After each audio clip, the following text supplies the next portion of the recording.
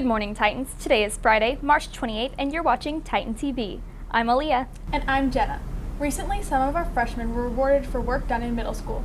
Kayla shows us what all the fuss is about.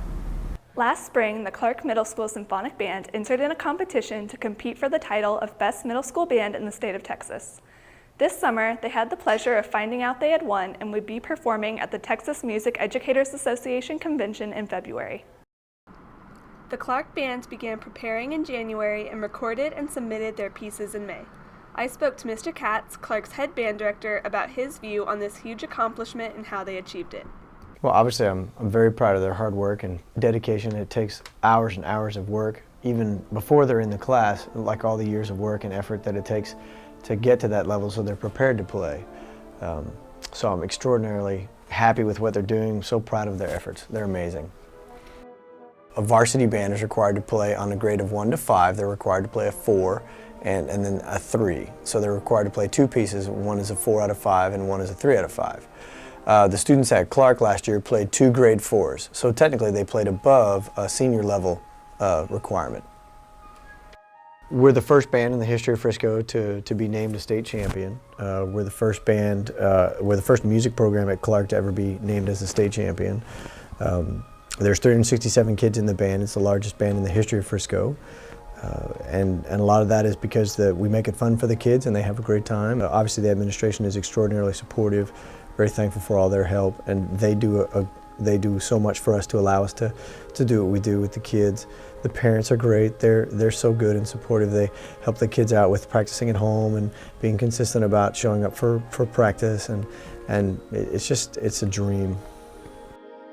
Here is how some freshmen felt after finding out they had won. When we won state, it felt like a really big relief because we worked so hard for many, many months just to get recorded, but we weren't sure if we were going to win, but we did, so sort of a relief. Whenever I found out that we made state, I felt like really accomplished because of all of our hard work and all the long hours and literally blood, sweat, and tears, and it was just a really accomplished and exciting feeling. When I found out that our band had won state, it was a really happy, great kind of time. Everyone was high-fiving each other. Everyone was really, really happy. It was just kind of we'd had all this hard work put in for the last part of the year in band. We'd all this work put in, and we finally got to see what came out of it. And Mr. Katz has told us we probably weren't going to win because there were some bands that had been working on the music for a really long time. We'd only been working on it as a fraction of the time that they had. But when we won, it was a really great time. Congratulations to everyone involved in this extraordinary achievement. This is Kayla, Titan TV. Now that's an accomplishment to brag about. Jonathan lets us know about the accomplishments of Titan Theater's one-act play.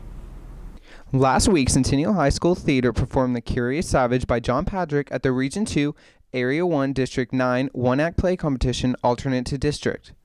Honorable All-Star cast includes Carly Sir and Casey Palias. Alana Ray and Hannah Thrasher received All-Star cast, and Cameron Koshkim got Best Overall Actor. Congratulations on all of your hard work. Congratulations to our Titan Theater. Frisco ISD has done a great job to keep schools smaller in order for every student to have a chance to participate in extracurricular activities. Although this doesn't stop the fact that Frisco is continuously growing. Jordan Whittle shows us how these changes are affecting local boutiques and shops. As small towns grow up to become bigger suburbs, local shops have trouble competing with big businesses moving into the area. As more franchises set up in Frisco, are we losing that hometown feel? I think just the opposite. I think a lot of smaller boutiques have just come in. So the Frisco residents are excited that they can go now more to small town shops versus the mall.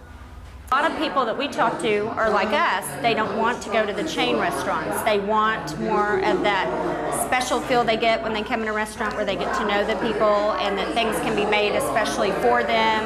And in chains, it's a little more impersonal. And we just feel that there are enough people out there that were like us that want that kind of mom and pop feel to a restaurant instead of just going into a big name chain. We know that if we serve a good product, we're going to cut out our own niche and we're going to get loyal clients that are going to come to us over and over And coming up on a 5-year anniversary, we've seen that we've been lucky enough that that's happened for us. So, The reason why we picked a small little boutique is because it individualizes the person that comes and walks in the store. It's small, family, warm feeling, and instead of franchising, you have the abundance of the different clothing throughout your different shops. Here, you pick what your customer likes and you try to find that perfect outfit for the customer. I definitely did not want to franchise. My husband even mentioned that to me when we were looking at opening a restaurant, but to me that's not fun. It's not as exciting. You don't feel the pride if you do something right because all you're doing is following somebody else's blueprint. Shopping small is huge now. A lot of people are wanting to go to small hometown shops versus the malls. So we do find that we've been in business 5.5 years. So we do find that the customer keeps repeating because they do know us, we know them, and it's inviting. I mean, we would love it if there's more stores. More variety that is down here, actually in the small downtown Frisco, the better it would be for all of us. So I hope that people start being entrepreneurs and get out there and start opening their own boutiques. These mom and pop shops are what's keeping the neighborhood feel in the air. This is Jordan Whittle with Titan TV. Whether your parents grew up in a small town or a big city, they always had rules to follow. Now, some of our parents' rules don't always make sense to us, but there's always a reason behind it, whether we like it or not. My parents had this really weird rule about not eating after 9:30. A weird rule that my parents put on me is like if I go out or something, they won't pick me up or they won't drop me off places, but they also won't let me get my license, so it's really weird. When I have sleepovers, my brother makes my friend's parents call him. Okay, so my parents make me do this thing where I have to clean my room when we have company over, but nobody's going to go into my room. No matter their age, students often question roles established by their parents or guardians. I went to the Frisco Police Department to interview some parents on their rules and reasonings. Okay, so what rules do I have that my son doesn't like? He has to pick up and take care of his pets on a regular basis, like picking up the dog poo every 3 days. And he doesn't like it because it interferes with his social life. But he has to follow it because it teaches him responsibility and that it's a live animal and they need to be taken care of. The rule that my daughter doesn't like because she's 19 is that while she's in our house, we ask her to be home by 1:30 every morning. And the reason that we have that rule is with other cities, bars closing at 2 o'clock, we want her off the roads before too many drunks get out. They don't like that they have to clean on Saturdays because they feel like they clean all week long. And having to get up on a Saturday morning and clean again, they don't like it. But we try to teach them responsibility that way, and that you always just do things a certain way every time. We just feel like it helps them out for when they get older and get out of our house. As you can see, there are many reasons other than because I said so. This is Haley, Titan TV.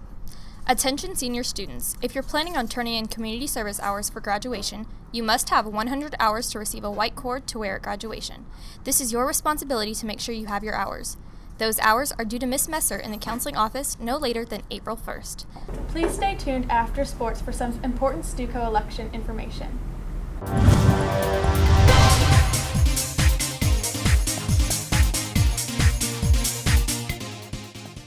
Hey Tines, I'm Jonathan Luke with your sports update. On Tuesday, boys varsity soccer outscored Prosper 2-1. Come support them tonight as they play Princeton at Toyota Stadium at 7:45.